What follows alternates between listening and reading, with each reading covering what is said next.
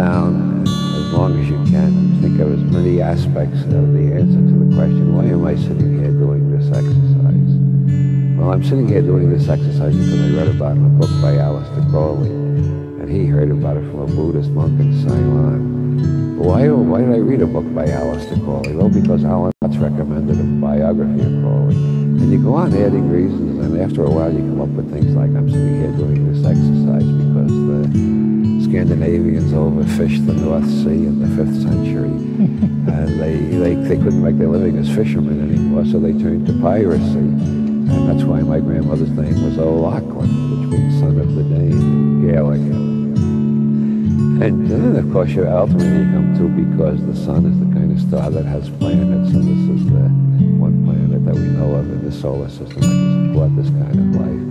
If you try that exercise, you should do it at least 3 times in a month to find out the infinite number of factors and coincidences and synchronicities and accidents and utterly inexplicable connections you can find that explain why you're sitting here doing that exercise.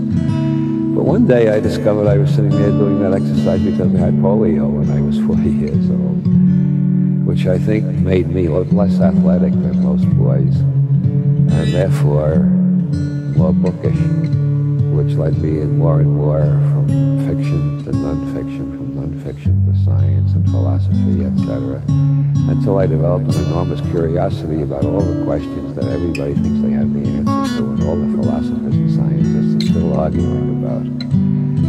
And so, of course, the riddle of consciousness is one of the central ones. A major turning point was Krzyzewski's Science and Sanity, which persuaded me that you can't make meaningful statements about one reality.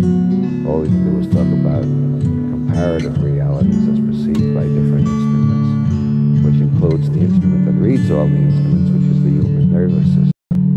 Not the brain, the whole nervous system. Every evaluation is an evaluation of the organism as a whole, because the nervous system interlocks with the immunological system, the endocrine system, the neuromuscular system, and so on. So that every evaluation you make is an evaluation of your whole body, and separating it into mind and body is a fictitious dichotomy. It's a synergetic process.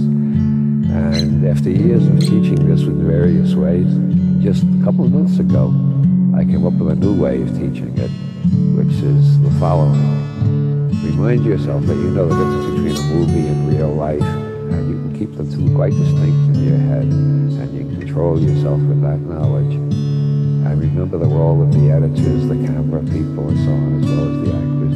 Then go see one of these really gory slasher movies that are so popular these days. And see if you can keep you remember all through it, this is only a movie. See if the director doesn't make you jump or cringe at least once, or grab the chair or something like that, or do some kind of physical reaction. That shows how reactions are reactions of the organism as a whole. And what the front brain knows does not control you at all. It just thinks it does. So if all reactions are reactions of the organism as a whole, and evaluations of the organism as a whole, then you start thinking about things like cultural relativism and neurological relativism and so on.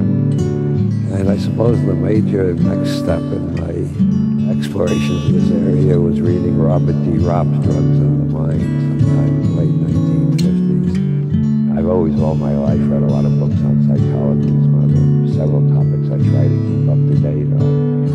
And Robert D. Ropp's a completely new approach attributing mental illness to chemical imbalances in the body rather than psychological factors. And that was only the first half of the book, though I read that with great interest and a feeling that he was probably right. I still think more of what's called mental illness is neurochemical accidents rather than psychological problems per se. And a lot of it more and more looks to be genetic too.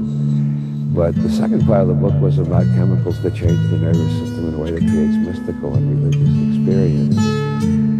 And I thought, gee, I'd like to try one of them because I've never had a mystical or religious experience. It might be interesting to have one and see if I retained my skepticism afterwards.